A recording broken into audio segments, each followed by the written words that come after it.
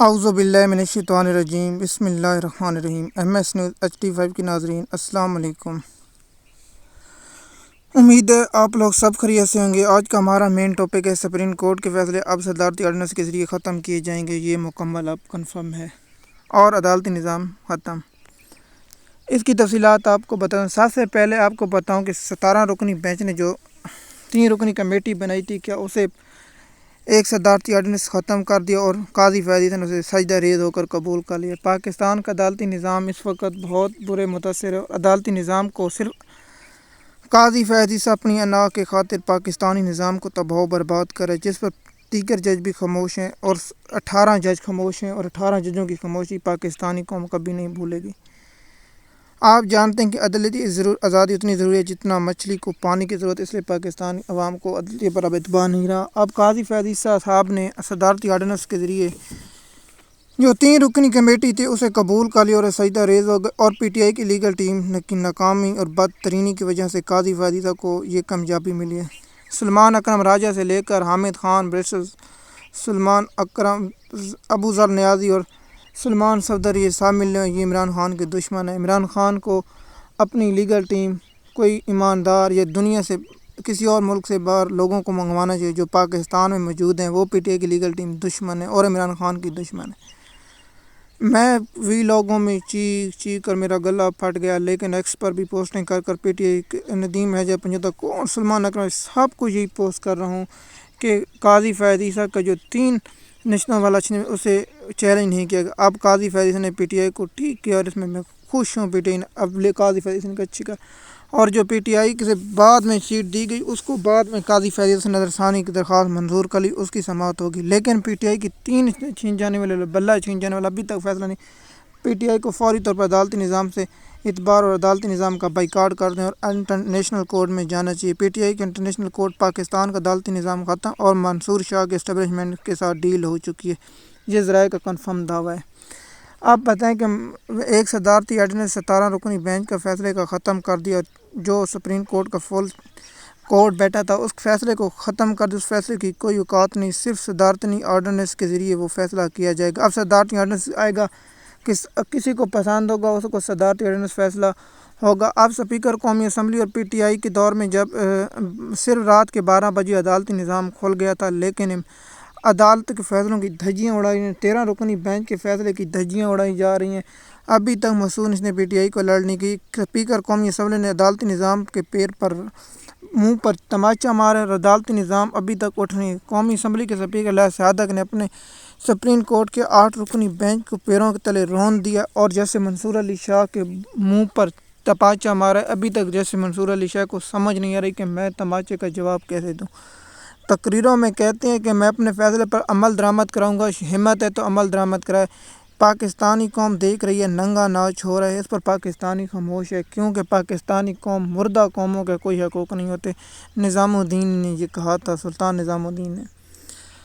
دیکھیے کہ پاکستان کے عدالتی نظام اگر آزاد نہ ہوگا تو کچھ نہ ہوگا۔ PTI کی لیگل ٹیم جان بوجھ کر ایسے مواقع ضائع کرتی ہے۔ ان کے بعد بہت سے موقع موجود تھے۔ قاضی فیضی نے کل پریسیڈنٹ اینڈ پریکٹ نئے قانون کے تحت جو کمیٹی بنی اس کے اجلاس میں شرکت نہیں کی، وہ تو اس وقت ضائع ہو گیا۔ اب صدارتی آرڈیننس کے ذریعے جسٹس منیب اختر کو نکال کے قاضی فیضی اپنے یار کو امین الدین خان یا کسی اور کو جج کو ساتھ بٹھائیں گے اور فیصلے کریں گے۔ پاکستان کا مستقبل اب صدارتی آرڈیننس کے ذریعے ہوگا۔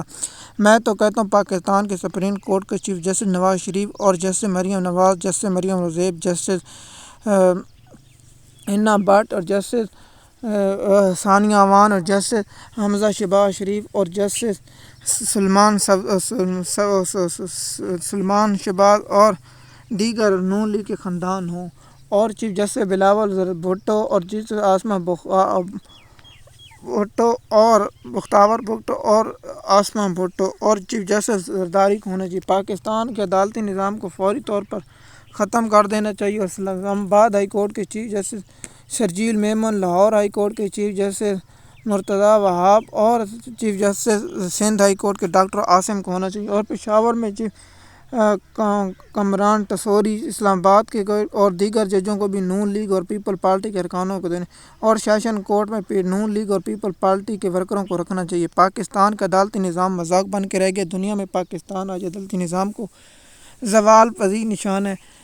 ہمیشہ کہتے ہیں کہ جب نظام بدلتا اس سے پہلے نظام خراب ہوتا ہے، یہی مجھے لگتا ہے عدالتی نظام خراب ہوگا تو پھر انقلاب آئے گا۔ پاکستان کے عدالتی نظام کے نیا چیف جسٹس قاضی فیض عیسیٰ کی جگہ نواز شریف اور زرداری مشترک چیف جسٹس ہوں، اور شہباز شریف بلاول زرداری سینئر جج ہوں، اور حمزہ شہباز شریف، مریم نواز شریف اور بختیار اور دوسری خواتین جو ان کے ارکان ہیں وہ بھی جج ہوں، اور ان کو بطور ہائی کورٹ بھی جج کنٹرول کریں، اور پاکستان کا عدالتی نظام اور نواز شریف اور زرداری اور شہباز شریف بلاول کا حتمی فیصلہ ہو، پاکستان کی عوام جائے بھاڑ میں۔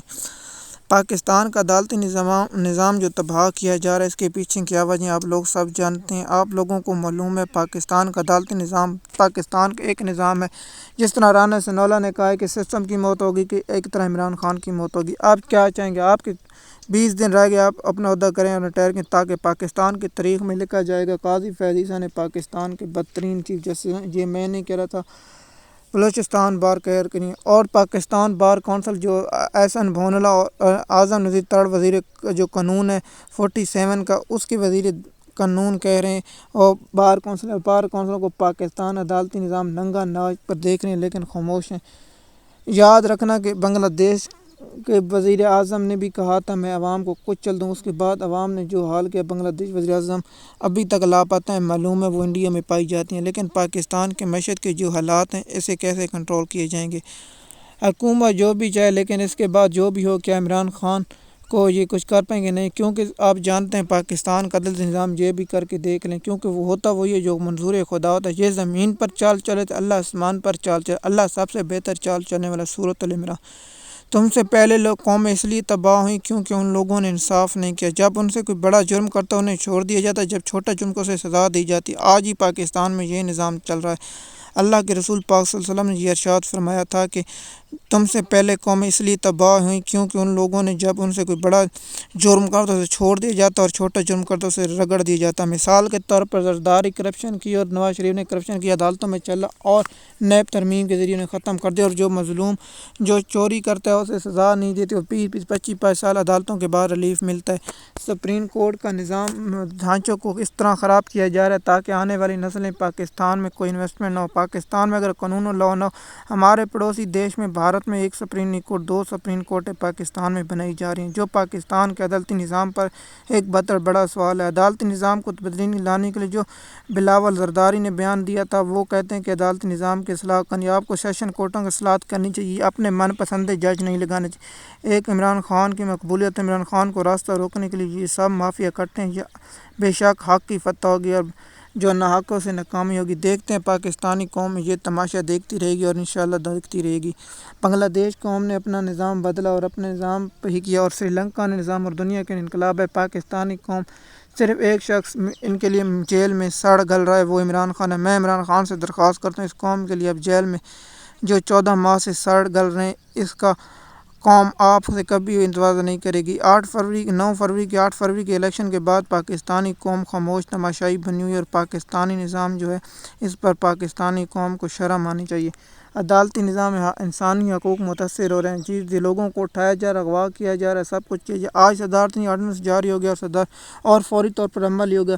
یہی قاضی فیض عیسیٰ عمران خان اور کے دور میں چاہتا ہے، صدارتی آرڈیننس کے کتنے خلاف تھے، اس کا مطلب ہے اس سے عمران خان سے بغض تھا، اور اس کی اہلیہ جو عمران خان کے خلاف بیان دے رہی ہے، یہ پاکستانی نظام پر ہے۔ ہماری دعا ہے کہ اللہ پاکستانی قوم پر رحم کرے، پاکستان کے معیشت اور تمام اداروں کو اللہ پاک ہدایت دے اور پاکستان کی کامیابی کے لیے یہ کام کریں۔